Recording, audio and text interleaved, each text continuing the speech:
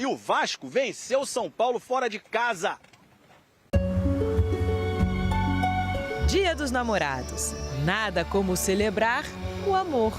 Uma viagem romântica, um jantar à luz de velas ou então um jogo do Vascão. Em 2011, Alexandre Pato teve essa ideia. Levou a então namorada Bárbara Berlusconi, filha do ex-primeiro-ministro da Itália, para ver um empate com o Figueirense em São Januário. Era a véspera do dia 12 de junho. Não foi dos melhores jogos para se ver, não. Ontem, o Vasco jogou no Dia dos Namorados. O Pato não estava, mas vários casais compareceram. E dessa vez, valeu cada minuto.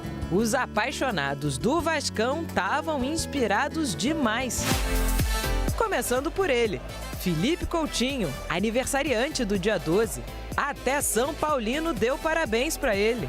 E olha que o Coutinho não teve pena da defesa do São Paulo, não. Cara, tinha, sei lá, uns 25 jogadores do São Paulo em volta do Coutinho. Quase meteu de fora da área 2 vezes. Coutinho, pé direito, Rafael, para fazer a defesa.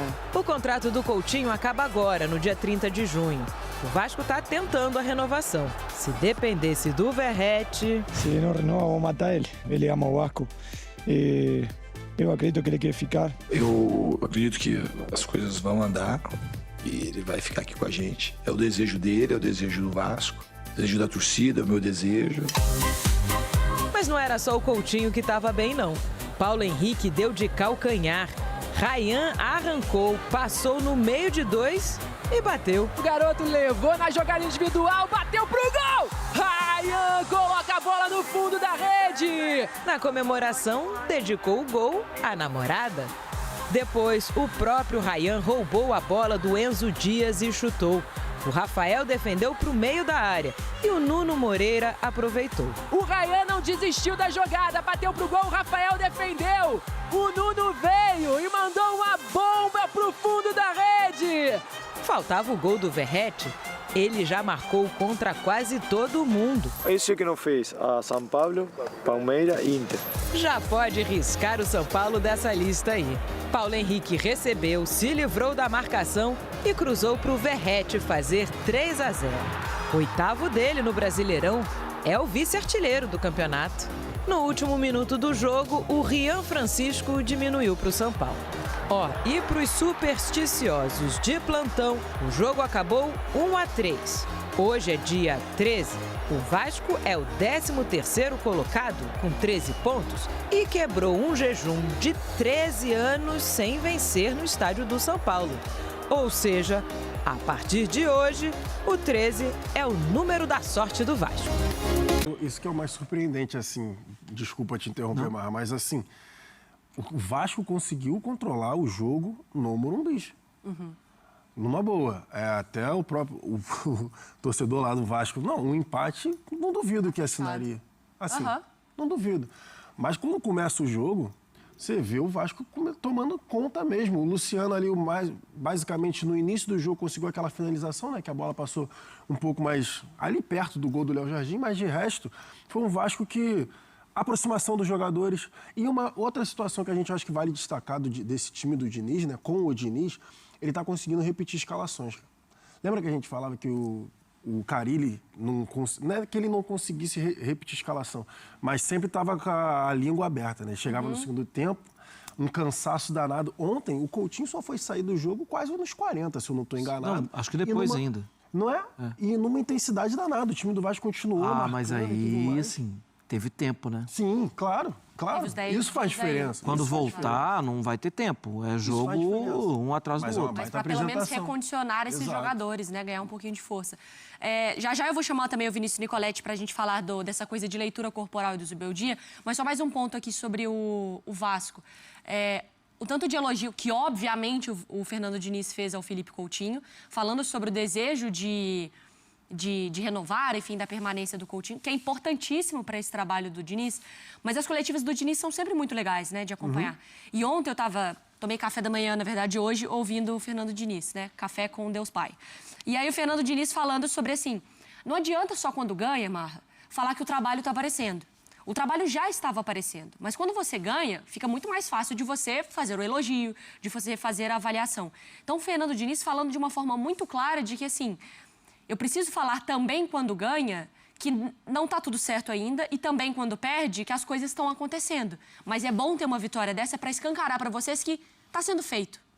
Tem um trabalho sendo feito no Vasco. Sim, mas fico muito tranquilo. Às vezes a gente aqui fala, assim, não ganhou, tal, mas está no caminho certo. Ou ganhou, mas não dá para entender como ganhou. Assim, ganhou porque a bola entrou ali, mas não produziu para isso. E é preciso que o torcedor tenha paciência para... Cobrar paciência do torcedor é um negócio difícil, né? Chato. Mas é preciso que o torcedor entenda que isso está acontecendo. Agora, se você quiser já virar, o trabalho do Zubeldia deu uma estagnada. Uma estagnada que eu acho que o departamento médico vai ajudar. Mas ontem foi um time que... eu até não vi duelos 1 contra 1. Se o São Paulo ganha, como é que foi o índice. Entendi. Mas o São Paulo não pode permitir os gols que tomou. Jogou 90 minutos o Vasco, Lucas Pedrosa. Eu gostaria de chegar aqui um pouco mais humilde, entendeu? Não tem como. Pode ficar, Mas pode ficar. Tem como. Não tem como eu chegar aqui humilde com a atuação que o Vasco teve ontem. É claro que, pelo amor de Deus, é um início de trabalho. O Vasco ainda é uma equipe que tem que se consolidar dentro da tabela do Campeonato Brasileiro. Tem que repetir atuações como essa, se quiser também continuar pontuando fora de casa. Mas eu vou ser muito honesto. Pra mim, foi o melhor jogo do Vasco no ano. No ano. Não é que foi o melhor jogo do Vasco só fora de casa. Foi o melhor jogo do Vasco no ano. O Vasco, mesmo com o São Paulo cheio de desfalques, foi o cara que dominou a partida dentro do Morumbi. Então, eu gostei muito da atuação do Vasco. Tanto sem bola quanto com bola, a marcação alta do Vasco, a postura corajosa, a forma como esses jogadores também conseguiram entender taticamente o que o Fernando Diniz estava querendo, porque nos primeiros 10 minutos quem teve as melhores chances foi o São Paulo. Só que o Diniz não abre mão do jogo dele. Eu até comentei isso aqui ontem. Não interessa o campo, o que interessa é o plano de jogo, o que interessa é a ideia que ele teve. E aí ele orientou muito ontem, gritou muito no primeiro tempo para que o Vasco acertasse, e assim que o Vasco começou a acertar, o time começou a engrenar. Numa saída de bola ali do Hugo Moura junto com o Tietê, o Hugo acha o passe pro Paulo Henrique. Hugo Moura com o Tietê. Tietê jogou muito ontem também. E o outro? Hugo Moura. Hugo Moura, opa! Olha, o Vasco jogou tão bem. O Vasco jogou tão bem que o Hugo Moura deitou ontem. Essa que é a verdade. E aí ele deu o passe ali pro Paulo Henrique. O Paulo Henrique, de forma inteligente, dá o passe de costas, deixa o Ryan na condição de 1 contra 1 e o movimento. O movimento do Verratti para tirar o Arboleda do meio campo, deixa o Ryan conseguir penetrar naquele momento ali na parte central. O Ryan bate até colocado, coisa que não é muita dele, ele é mais da pancada. Bate colocado, faz 1-0, mais um movimento que também tem que ser enaltecido com o Fernando Diniz, essa marcação. Pressão alta, a pressão de perda e de ganha do Vasco da Gama foi muito grande nessa partida. E aí o Nuno conseguiu fazer o gol no rebote. Quase que o Paulo Henrique faz o outro gol, depois de uma jogadaça do Coutinho. E no terceiro gol, o próprio Paulo Henrique consegue fazer uma jogada espetacular pro Verratti. Aí teve mais uma chance do Coutinho. Só que assim, Fernanda, eu vou ser muito honesto. O Vasco jogou bem com ou sem bola, o Vasco foi muito bem coletivamente, foi infinitamente superior ao São Paulo, só que eu não posso deixar de falar aqui do que fez o Felipe Coutinho ontem. É assustador o que ele jogou de bola ontem no Morumbi. Lembrou muito aquele jogador que a gente se acostumou a ver no Liverpool, na seleção brasileira, no Barcelona, aquele cara que jogou também no Bayern de Munique, que foi campeão da Champions League, impressionante, chamou a responsabilidade, talento para sair dentro das jogadas, carimbando o tempo inteiro, porque é o que o Diniz pede, o cara que é craque, o cara que é grande jogador, como ele fez com o Ganso, como ele fez com o John Arias, ele tem que estar tocando na bola, ele tem que estar participando do jogo. E o Felipe Coutinho ontem foi impressionante, não fez gol, não deu assistência, mas foi o melhor em campo. Isso mostra como ele jogou de bola ontem. Enfim, eu acho que foi uma atuação espetacular do Vasco. Repito, uma grande imagem que o Vasco vai para essa parada da Copa do Mundo de Clubes. Claro que, repito também, tem que evoluir muito. Essa atuação não pode mascarar para a diretoria não pensar em reforços, tem que se reforçar, tem que trazer mais jogadores, porque o Vasco ainda é um elenco que tem deficiências, porém, sem dúvida alguma, é uma atuação que deixa o torcedor vascaíno muito animado e muito feliz. Fernando Diniz, Ryan, um monstro, jogando muito, o melhor jogador do Vasco com o Fernando Diniz, Verratti fazendo gol novamente, 19 gols, o artilheiro do ano. Nuno Moreira fazendo gol, o Coutinho jogando muita bola, sistema defensivo bem alinhado. Enfim, cara, só parabenizar, porque ontem foi quase perfeito. Tirando o gol do São Paulo, quase perfeito. Cadê o MC Mois? É o homem que canta... Vasco da Gama em campo que tá voando. Aí, vai ó. tomando. Vai tomando. Vai tomando. É o trem bala. Ele tá feliz, Tartar. O homem tá feliz. Vocês estão felizes? Quando vocês estão felizes, eu estou feliz também. Ô, Tartar, eu já quero saber de você em questão ao Diniz. Vene, eu vou contigo. Quero que você me falasse... É difícil a gente falar do 3 destaques do Vasco ontem, porque eu acho que o que sobressai com o Diniz sempre é o coletivo. Mas a gente vive um momento do futebol que mesmo que o cara seja de outra prateleira, que para mim é o caso do Felipe Coutinho, ele precisa de um coletivo forte para conseguir mostrar os seus dotes. E a gente sente isso do Coutinho. Quando ele tá tranquilo, quando ele tá sentindo que o grupo tá funcionando, ele funciona também. Ontem ele foi o Felipe Coutinho que a gente está acostumado, o Vene Casagrande. Fernandinha, eu falei isso aqui em outros momentos, que a chegada de bons jogadores iria ajudar demais as atuações do Felipe Coutinho. Por exemplo, o Nuno Moreira é um jogador que chegou muito bem ao Vasco da Gama, o que facilita a vida dele. O crescimento de produção do Ryan também facilita a vida dele. Então, obviamente, que quando tem um coletivo que vai bem, a vida do Felipe Coutinho vai muito bem também, porque ele é um jogador que, fisicamente falando, ele não consegue entregar os 90 minutos. E quando ele tem alguns jogadores para ajudá-lo durante a partida, é óbvio que ele vai desempenhar melhor. E, de fato, é isso que o Pedrosa mencionou. O Fernando Diniz, ele gosta de ter jogadores como o Coutinho, que sabem jogar futebol, que são craques. Pega a bola e sabe o que fazer. E a gente pôde ver ontem um Coutinho sendo aquele velho e bom Coutinho.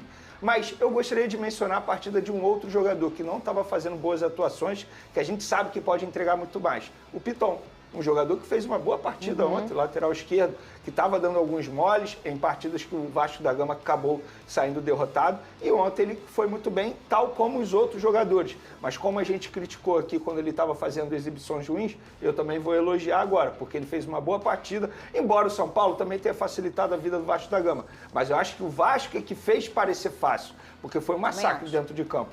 Tanto é que a torcida São Paulina está vaiando, enfim. Mas eu falei isso aqui, o São Paulo no Campeonato Brasileiro é um time totalmente diferente do São Paulo nas Copas. Mas o Vasco soube lidar muito bem com a situação, mandou, parecia até que estava jogando em casa, nem parecia que a partida era no Morumbi, mas eu gostaria de mencionar essa boa exibição do Lucas Piton. Esse é o Piton que o torcedor vascaíno conhece. Tartar, Fernando Diniz, você não chegou a trabalhar com ele, né, Tartar? Mas você trabalhou com algum treinador parecido com o estilo dele? E se não... Você trabalhou com algum treinador que teve essa capacidade de recuperar peças, como ele fez com o John Kennedy no Fluminense, como ele está fazendo com o Ryan no Vasco da Gama? Boa tarde, Fernanda. Boa tarde. Agora sim, a gente já tentou casar o homem, a gente já fez um link louco, o povo já saiu no pau aqui. Desculpa, aqui é uma loucura mesmo. O negócio aqui, a gente está com 20 minutos no ar, já parece que a gente está um ano, né? Aqui é assim, a gente é meio totoca da cabeça. Pré-treino ainda no sangue.